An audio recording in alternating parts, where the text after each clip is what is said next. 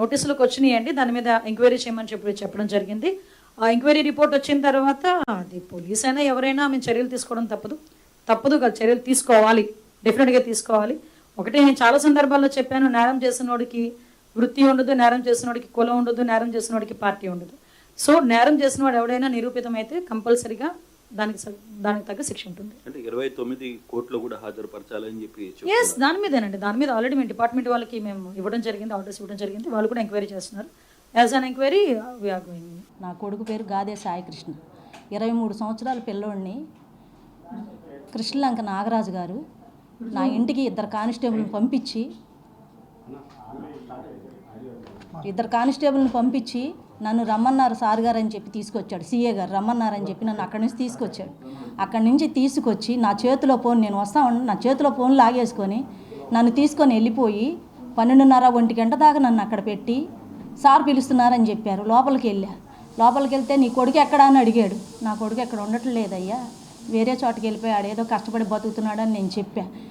నీ కొడుకుని నేను చంపేస్తా, నువ్వు దండ రెడీ చేసుకో, వెళ్ళిపో బయటికి అని చెప్పి నోటికొచ్చినట్టు మాట్లాడి నన్ను బయట కూర్చోబెట్టి నేను వెళ్ళిపోయి బయట కూర్చున్నా, తిడుతున్నాడని చెప్పి కూర్చుంటే కాసేపు ఆగిన తర్వాత 1:30 2 అయ్యిందయ్యా. నేను వెళ్ళిపోయి కింద వెళ్ళమ్మా భోజనం చేసిరా నీరసంగా ఉన్నామని పక్కన వాళ్ళు అన్నారు. అంటే నేను కిందకి వెళ్ళిపోయి కూడా నాకెవరో పైనుంచి పిల్లల కేకలు వినపడుతున్నాయి కొడుతున్నట్టు. నేను ఇక గుమ్మలోకి ఎక్కడ దాకా రోడ్డు మీదకి కూడా రాలా. నేను ఇంకా ఆ గేటు దాటి బయటకు వచ్చాను. నాకు కేకలు వినిపించేటప్పుడు అమ్మో నా పిల్లోడు ఇక్కడే ఉన్నాడని చెప్పి నేను వెనక్కి వచ్చా. పెద్ద కేకలు, నన్ను చూడనియండి అయ్యా, మా అబ్బాయి ఎక్కడే ఉన్నాడయ్యా, నన్ను ఎందుకు ఇన్ని రోజుల నుంచి తిప్పుతున్నారు, నా కొడుకుని తీసుకొచ్చేసి నన్ను ఇలా చేసి వాడు గోల్డ్ పీకేసి ఇష్టం వచ్చినట్టు ఆంబోతులాగా కొట్టి, చాలామంది ఉన్నారయ్యా, దాంట్లో 5-6 ఉన్నారు. నా బిడ్డను పట్టుకొని కొట్టి ఆ బాబురావు గాడు బండెక్కించుకెళ్ళి నా బిడ్డను ఏం చేశాడో మీ అందరికీ న్యాయంగా ఉంటే ఆ బాధ భరాయించలేక మా చెల్లికి వచ్చి చెప్పుకొని వాళ్ళని తీసుకెళ్తే ఆవిడ లాయర్లు తీసుకొని వెళ్తే మేము తీసుకురాలేదమ్మా అని కాసేపు, ఎక్కడన్నా ఉన్నాడేమోలే కనుక్కుంటామని కాసేపు అలా చెప్పి మమ్మల్ని మబ్బి పెట్టాడు. ఎన్ని రోజులు మబ్బి పెట్టాడో అలా. నేను వాళ్ళు వెళ్ళిపోయి పాపం సరే తర్వాత మాట్లాడదాంలే మనం అని చెప్పేసి నన్ను లాయర్ గారి దగ్గర తీసుకెళ్ళిన తర్వాత వాళ్ళు అట్లా మాట్లాడుతూనే ఉండారు. నేను మళ్ళీ వచ్చి అయ్యా ఫోన్ అన్న ఇవ్వండి అయ్యా, నా కొడుకు ఎక్కడ ఉండాలి, నేను ఫోన్ చేసుకుంటానంటే ఒక్కళ్ళు కూడా సహకరించలేదయ్యా. నా పిల్లోడిని కొట్టి కింద పడేశారయ్యా బాత్రూమ్ దగ్గర తీసుకొచ్చి. ఈ పిల్లోడు మా పిల్లోడేనా అంటే మీ పిల్లోడు కాదు, వెళ్ళిపో, నువ్వు వెళ్ళిపోముందు ఇక్కడి నుంచి, దాన్ని పంపించేయండి రా బయటకని అడిగాడయ్యా. ఎన్ని మాటలు మాట్లాడు అంటే అన్నాడులే, నా బిడ్డ నాకు కావాలనుకుని నేను నుంచున్నా అక్కడ. నా బిడ్డ కావాలని నేను వచ్చా, మీకేమాత్రం ధర్మంగా ఉన్నా నా పిల్లోడిని తీసుకొచ్చి, లేదంటే ఇంత మట్టి ఇవ్వండి వెళ్ళిపోతా, అదే చూసుకొని నా కొడుకు నేను ఎందుకన్నా మాట్లాడలేదు. నా బిడ్డ నాకు కావాలి, నేను అన్నం ఉంటే తినిపించుకునే రాదే, కష్టపడి అంటే పడుకునేవాళ్ళం తినకుండా. అంతేగాని ఈ దొంగ రాజకీయాలు చెయ్యొద్దయ్యా, దయచేసి చెయ్యొద్దు, మా మీద పెట్టొద్దయ్యా. వీడికున్నది 2 కేసులు, దమ్ముంటే వచ్చి బందర్ రోడ్లో నుంచుంటా. ఎన్ని కేసులు ఉన్నాయో ప్రూవ్ చేయండి పోలీసు వారు, ఎన్ని కేసులు ఉన్నాయో ప్రూవ్ చేయండి.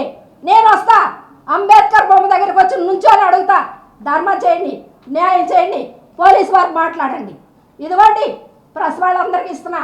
అసత్య ప్రచారాలు గొడ్డలు చేత్తో పెట్టుకుని గొడ్డలు పట్టుకుని ఆడు మాఫియా అని స్టోరీలు వెళ్ళి పెట్టొద్దు. యూట్యూబ్లోనూ ఇన్స్టాగ్రామ్లోనూ నిజాయితీగా అడుగుతుంది ఏంటి, నీకు దమ్ముంటే తీసుకెళ్ళి చంపేశావు, నీకు దమ్ముంటే తీసుకొచ్చి బూడిదేవు, దమ్ముంటే సవం నీవు, దమ్ము లేనోడా అసత్య ప్రచారం చేయొద్దు. నీకు దమ్ము ధైర్యం ఉంటే నువ్వు నిజంగా కాకి చొక్కా వేసుకొని ధర్మంగా పనిచేస్తే బూడిదేవు లేదా సవం నీవు, అంతేగాని అసత్య ప్రచారం చేయొద్దు, రాజకీయాలకు అంటగట్టొద్దు. వాడు చిన్నపిల్లాడు, ఏ రాజకీయానికి సంబంధం లేదు. హలో, ఇలా గద్దె సాయికి జరిగిన న్యాయం గురించి అన్యాయం గురించి మాట్లాడదాం అనుకుంటున్నా. నేను అదే శిక్షణ పరిధిలో ఒక మనిషిని. నా పేరు మహాంకాళి చందు అంటారు, అలియాజ్ పూరి అంటారు. ఆ రోజు పిల్ల సాయి అనే వ్యక్తిని తీసుకొచ్చినప్పుడు అదే రోజు నేను స్టేషన్లో ఉన్నాను. అదే వాళ్ళు ఏం చేశారో ఏంటో మొత్తం నాకైతే తెలుసు. అలా అని చెప్పి ఒక తల్లికి జరిగిన కష్టం ఇంకో తల్లికి జరగకూడదని చెప్పి అయితే నేను చెప్తున్నాను. కొద్దిగా అర్థం చేసుకోండి. ఈ వీడియో తీస్తానికి కూడా నాకు భయం వేస్తుంది, కానీ చెప్తున్నాను. అతన్ని తీసుకొచ్చి నన్ను లాకప్లో ఉన్నప్పుడు చిత్రహింసలో పెట్టారు, అది నేను చూశాను. నేను బయటకు వచ్చి చెప్దాం అనుకున్నా, చాలాసార్లు నాకు జరిగింది. నేను ఆల్రెడీ జోన్లీ కోర్టు దగ్గరికి వెళ్ళి ఇట్లా చేస్తున్నారు అని చెప్తే లాయర్లు కూడా కొంతమందికి తెలిసిన లాయర్లు కూడా పోలీసులకి సపోర్ట్ చేశారు ఆ రోజు సపోర్ట్ చేయడం వల్ల మేము ఎవరికి ఏం చెప్పుకోలేకపోయాము. అదే గోడ మీద నుంచి దూకి పడిపోయేసినా కూడా మనిషిని చూస్తా కూడా మంచినీళ్ళు పోయకుండా వెళ్ళిపోయారు. ఆ వ్యక్తిని వాళ్ళు ఏ విధంగా అయితే ఎక్కడి నుంచో తీసుకొచ్చి చిత్రహింసలు పెట్టి ఆ రోజు మాత్రం స్టేషన్లో చేసింది అదైతే ఎవరికి న్యాయం కాదు. నీకు లా తెలిసిన ప్రకారంగా అయితే నువ్వు ముద్దాయిని నీకు అరెస్ట్ వారెంట్ ఉందంటే నువ్వు పట్టుకొచ్చి ఎల్పీడబ్ల్యూ వారెంట్ అది కోర్టులో పెట్టాలి. కానీ ఇట్లా న్యాయంగా అన్యాయంగా అదే ఓ మనిషిని తీసుకెళ్ళి నువ్వు జైల్లో పెడితే వాళ్ళ అమ్మ తల్లి గారు బాగుందా బాగోలేదా నా కొడుకు ఉన్నాడని కూడా ఒక ఆచూకీ అనేది తెలుసుకుండేది వాళ్ళ అమ్మగారు. నువ్వు అలా అని చెప్పి జైల్లో పెట్టకుండా ఇంకా ఏం చేయకుండా ఇలా స్టేషన్లో అన్ని రోజులు ఉంచుకొని చిత్రహింసలు పెట్టి ఇంటి వాళ్ళకి ఏమీ చెప్పకుండా నీ మనిషిని చంపేశానంటే అది న్యాయం కాదు. అతని గురించి 28వ తారీఖు 29వ తారీఖు చెప్పారు. అది ఆస్తికులు ఏంటియో ఏంటియో ఇవ్వాల్సిందిగా కోరుతున్నాం. అసలు చంపే రూల్స్ లేదు. దీనికి అర్థమైన వ్యక్తిని పేర్లు అయితే చెప్తున్నా వినండి. నా తల్లిగారికి చెప్పడం రాట్లా. తల్లిగారికి నేను తల్లిగారి పొజిషన్లో నేనున్నా కూడా అలాగే చెప్తాను అనుకోండి. నేను చెప్తున్నా ఎస్ బాబురావు ఒకటి, నాని అనే వ్యక్తి 8 టౌన్ అతను ఇటు 6 టౌన్కి వచ్చాడు అతను ఒకళ్ళు. ఆ రోజు ఉన్న సాయిని పట్టుకొని కొట్టేటప్పుడు చూసిన వ్యక్తి నేను స్టేషన్లో సార్ సీలింగ్ పైన తెగిపోయిందా అన్నా కూడా వదల్లా. ఆ రోజు నన్ను ఎందుకు పంపించారో స్టేషన్లో నుంచి నాకేం తెలియట్లా. నేను క్రిమినల్నే, నన్ను పట్టుకోవచ్చు కానీ ఆ రోజు నన్ను ఉంచొచ్చు స్టేషన్లో. దేనికి ఉంచలా, అసలు ఏం చేద్దామని చెప్పి మిగతా ఉన్న వాళ్ళందరినీ పంపించేశారు. ఆ సాయి అనే అన్నతో పాటు ఉన్నోళ్ళు మాత్రం నోరు తెరిచి నిజం అనేది బయట చెప్పాల్సిందిగా కోరుతున్నాను. ఆ రోజు మాత్రం అతనికి జరిగేటప్పుడు మాత్రం నేను పక్కన ఉన్నా, పలానా డేటు పలానా తారీఖు పలానా రోజు పలానా దగ్గర నుంచి నన్ను తీసుకుని వెళ్ళారు, పలానా గవర్నమెంట్ హాస్పిటల్ నుంచి నన్ను తీసుకుని వెళ్ళి అట్లా అయ్యి అని చెప్పి మాయమూర్తులు పెట్టి స్టేషన్లో అయిందని పిల్ల సాయి అనే వ్యక్తిని నేను చూశాను. అతని బాధ చూశాను, అన్నీ చూశాను. అతనికి ఏం చేశారో కూడా నాకు తెలుసు. చాలా మంది చెప్పొద్దు ఇలా నీకేమైనా ప్రాబ్లం అయితే అనుకుంటున్నారు. అవునే, ఇప్పుడు అతనికి జరిగిన ప్రాబ్లం నాకు జరిగిన నష్టమేమి ఉండదు. నా తల్లి ఇట్లాగే బాధపడిద్ది. ఈ వీడియో దయచేసి అందరూ లైక్ చేసి చాలా న్యాయం జరగాలని కోరుతున్నాం. మనకి ఏమీ వద్దు. తప్పు చేస్తే ఆ పిల్లాడి వయసు ఎంత 23 ఏళ్ళు. అంటే వీళ్ళంతా చిన్నపిల్లలే. ఏదో తెలుసో తెలియకో కొద్దో గొప్ప ఎవరైనా తప్పు చేసి ఉండొచ్చు. ఈ పిల్లాడైనా కానీ చేసిన తప్పుకు కోర్టులు ఉన్నాయి. కోర్టు ఈ పిల్లాడికి కోర్టు ఈ పిల్లాడిని ప్రొడ్యూస్ చేయమని చెప్పి సమన్ చేసింది. వీళ్ళు చేయాల్సింది ఏంది, ఆ పిల్లాడిని తీసుకొని రావడం, కోర్టుకు సబ్మిట్ చేయడం. అది పోలీసులు చేయాల్సింది.